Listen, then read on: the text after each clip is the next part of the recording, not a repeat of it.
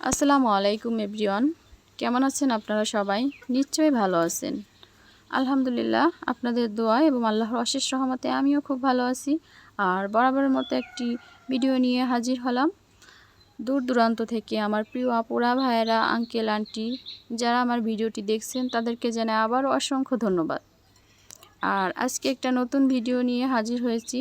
আর আজকে ভিডিওতে থাকছে নতুন একটা রেসিপি, সাগুদানার রসমালাই।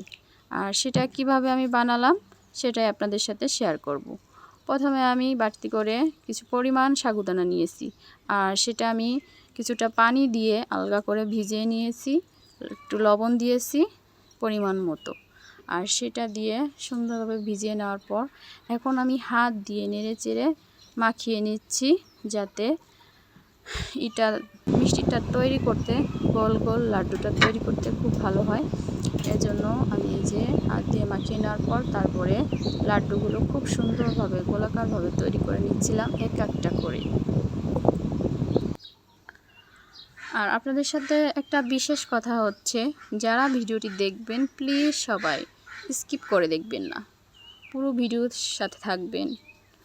আপনাদের কাছে একটা রিকোয়েস্ট, আর লাইক দিতে ভুলবেন না, যদি পারেন শেয়ারও দিতে পারেন আমার ভিডিও দেখে ভালো লাগলে।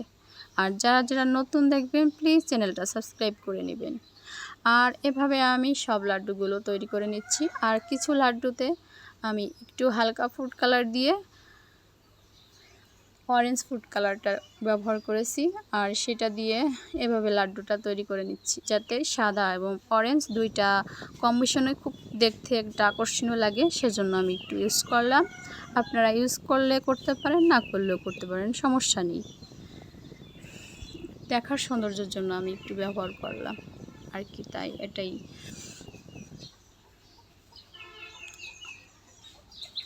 আর এভাবে একে একে সব লাড্ডুগুলো আমি হাত দিয়ে তৈরি করে নিলাম, আর দেখতে মাশাআল্লাহ খুব সুন্দর লাগছে।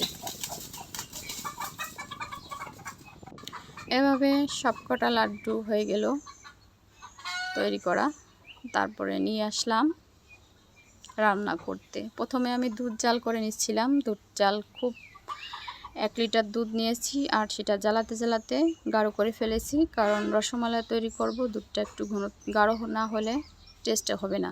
আর তার ভিতরে কিছু এলাচ এবং দারচিনি দিয়েছি, আর চিনি অ্যাড করে দিচ্ছিলাম পরিমাণ মতো।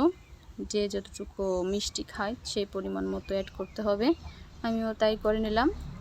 তারপর জাল উঠে গেছে, জাল ওঠার পরে আমি লাড্ডুগুলো সব ছেড়ে দিচ্ছিলাম দুধের ভিতরে।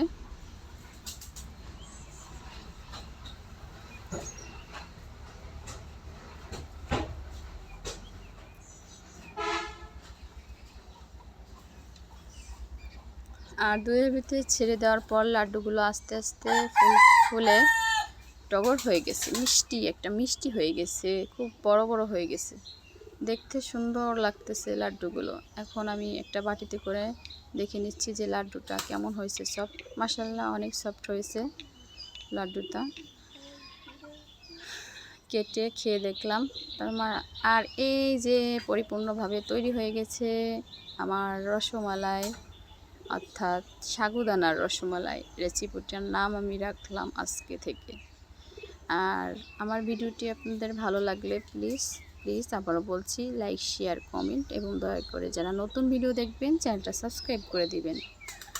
আর আমার পুরো ভিডিওর সাথে থাকার জন্য সবাইকে আবারও ধন্যবাদ।